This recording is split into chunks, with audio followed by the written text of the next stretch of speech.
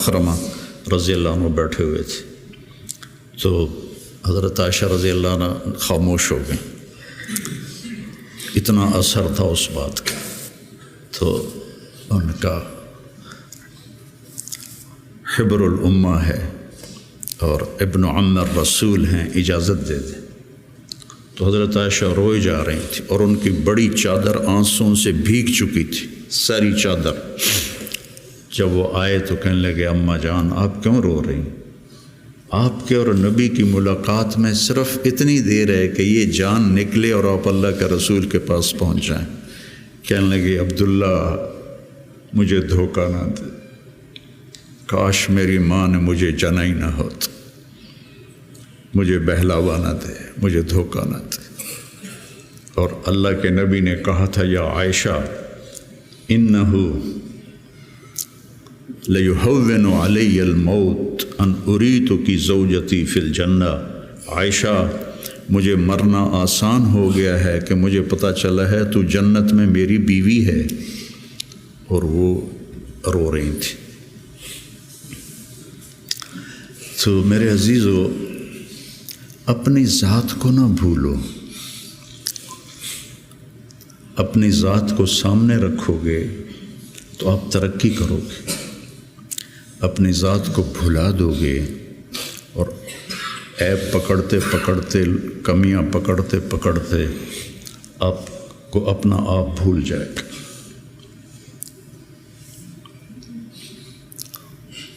حضرت عمرو بن عاص رضی اللہ تعالیٰ عنہ موت کی کشمکش میں تھے تو دیوار کی طرف منہ کر کے دھاڑو دھاڑ رو رہے تھے.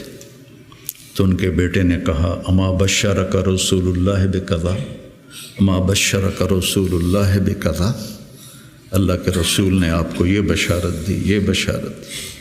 تو آنسو خشک کیے اور لوگوں کی طرف متوجہ ہوئے کہ انی قد کنت علی اطباق ثلاث، میرے اوپر 3 دور گزرے ہیں.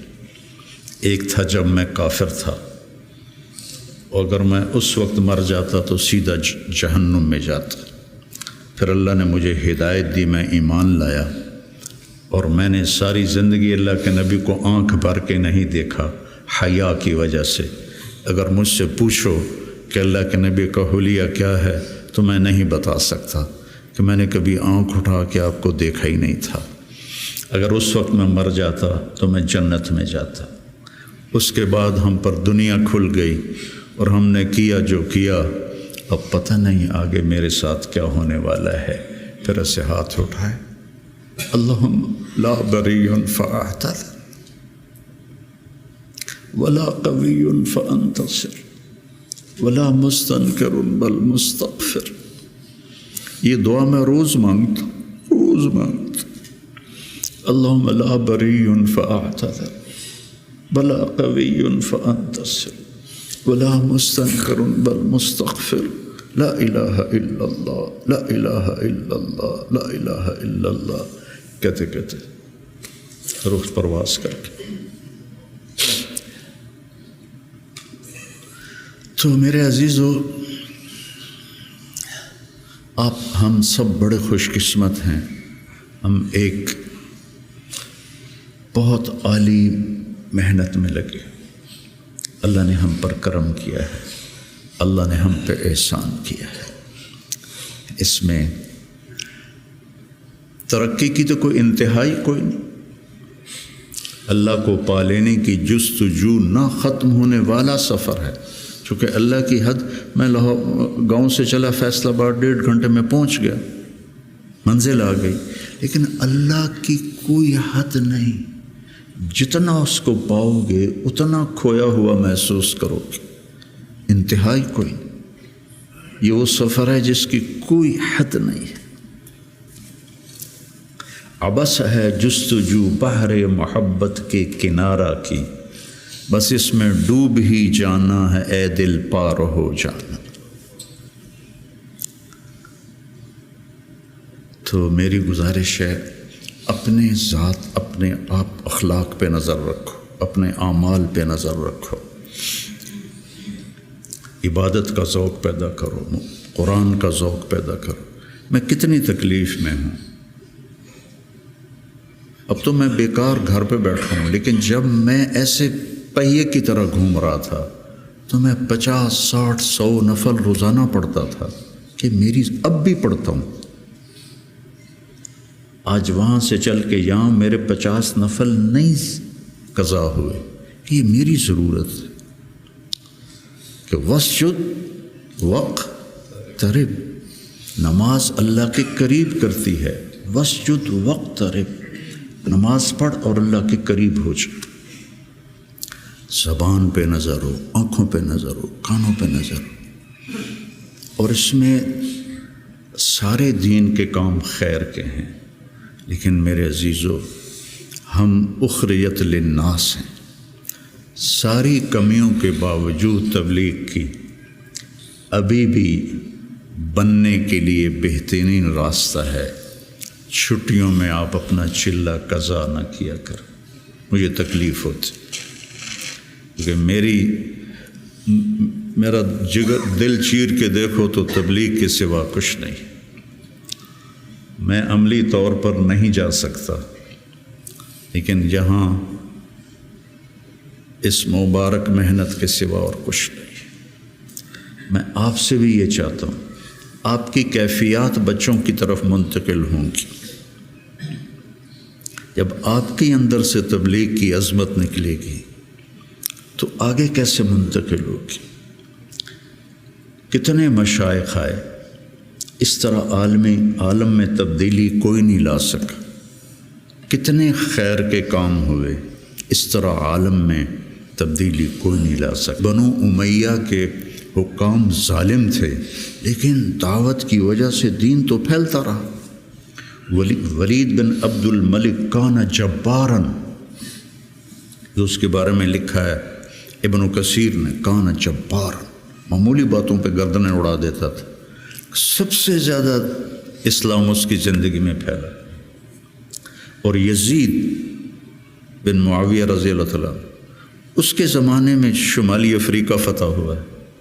عقبہ ابن نافع رضی اللہ تعالیٰ عنہ نے الجزائر کو فتح کیا اور مراکش کو فتح کیا. تونس حضرت عثمان کے زمانے میں فتح ہو گیا تھا.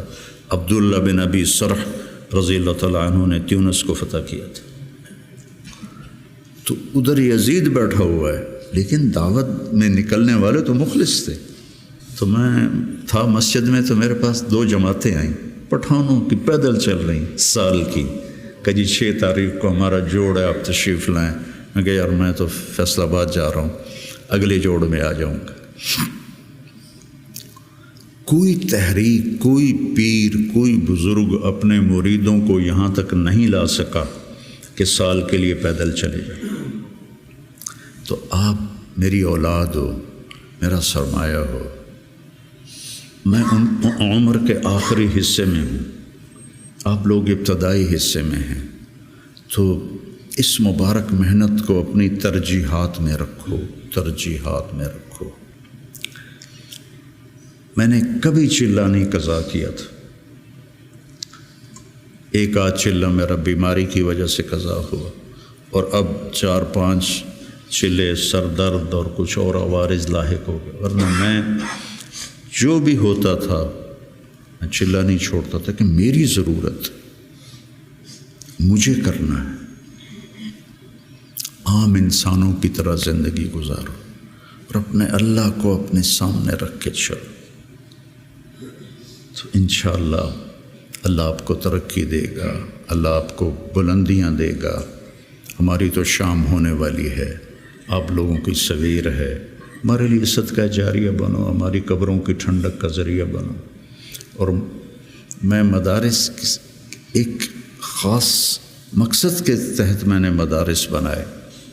نہ کوئی کمی ہے مدارس کی، علماء کی کوئی کمی ہے. ایک اخلاق والی نسل تیار،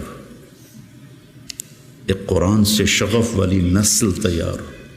عربیت ان کا خاصہ ہو، قرآن ہو، سیرت ہو، عربیت ہو، اور اچھے اخلاق ہو، اور تبلیغ کا جذبہ ہو، دنیا میں پھرنے کا جذبہ ہو. تو اللہ تعالیٰ ان کو دیکھو آج میں نے جب شروع کیا تھا تو اتنی تنقید سنی، گالیاں تک، اور اب رائمنڈ میں اعلان ہوتا ہے حسنین کے علماء کی طرح. یہ میرے لیے شرف ہے، حسنین کے علماء کی طرح. کتنی بڑی میرے لیے یہ اعلیٰ درجے کی بات آپ سب کے لیے. تو اس لیے بچوں اپنے آپ کو دیکھتے ہوئے چلو، چھٹیوں کا چلہ قضا نہ کرو. مولانا احسان صاحب ایک دفعہ چھٹیوں میں چلے گئے ساؤتھ افریقہ، وہاں شیخ اب مولانا زکریا صاحب وہاں گئے ہوئے تھے، تو انہوں نے چھٹیاں ان کے پاس گزاری. واپس آ کے چلہ لگایا، واپس آ کے چلہ لگایا. میں رائمنڈ میں اس وقت پڑھتا تھا، انہوں نے اس کو کافی نہیں سمجھا. تو اپنے بننے کے اسباب میں سستی نہ کرو، ٹھیک ہے نا. پی جا ایام کی تلخی کو بھی ہنس کے ناصر، غم کو سہنے میں بھی قدرت نے مزہ رکھا ہے.